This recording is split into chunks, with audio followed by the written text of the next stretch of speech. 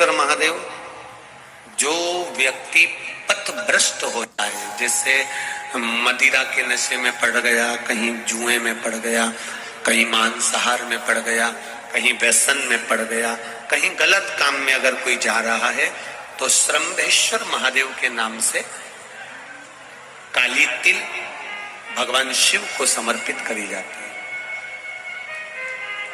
महाराज काली तिल को वापस उठाकर ले आते हैं।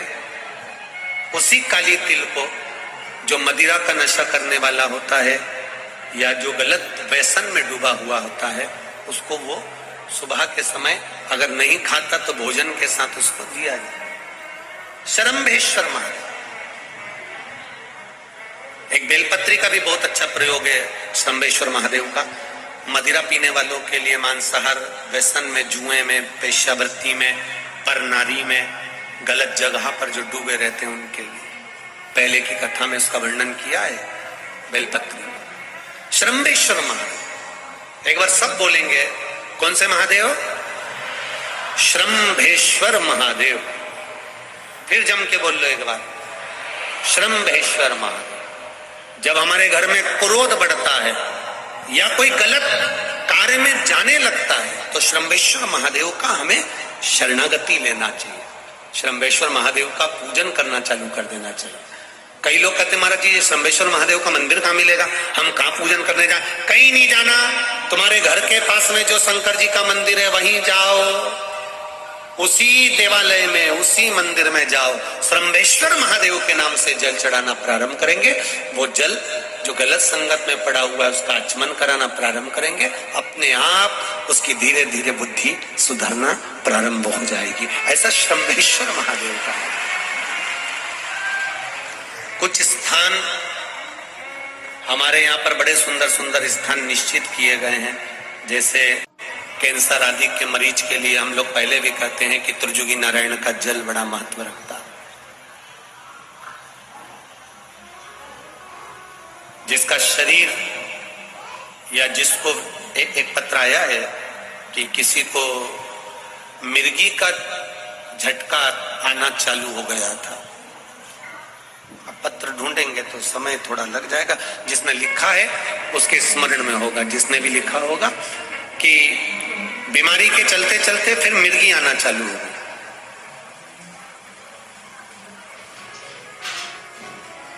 जिसने भी लिखा है वो दोनों हाथ एक बार हिला देना। जिसके लिए भी लिखा हुआ वो इतना ध्यान नहीं आ रहा, तो उनको मिर्गी का झटका आना प्रारंभ हुआ। अब मिर्गी का झटका आना प्रारंभ हुआ, कई महीने निकल गए, मिर्गी के झटके बंद नहीं हुए। तब उन्होंने पत्र में लिखा है कि श्रम्भेश्वर महादेव का आपने जो वर्णन करा था 31 बेलपत्र वाला, गुरुजी हमने वो 31 बेलपत्र वाला प्रयोग करना प्रारंभ करा और उन्होंने पत्र में लिखा है कि मिर्गी के झटके भी बाबा की कृपा से ठीक हो गए हैं। अब कोई झटके उनको आ नहीं। श्रम्भेश्वर महादेव का जो वर्णन है, श्रम्भेश्वर महादेव का जो गुणगान है, ये कोई साधारण नहीं है।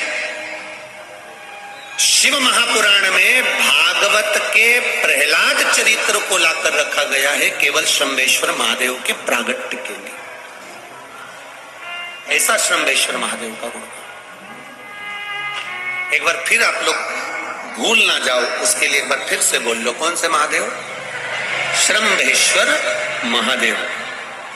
ये श्रम्भेश्वर महादेव जैसे कुंदकेश्वर महादेव। कुंदकेश्वर महादेव का क्या काम है? माता पार्वती ने विदल उत्पल को मारने के लिए जो कुंदुक फेंका था, वो कुंदुक भगवान शंकर के पांव में जाकर गिरा था, तो शिव जी का नाम कुंद केश्वर हो गया।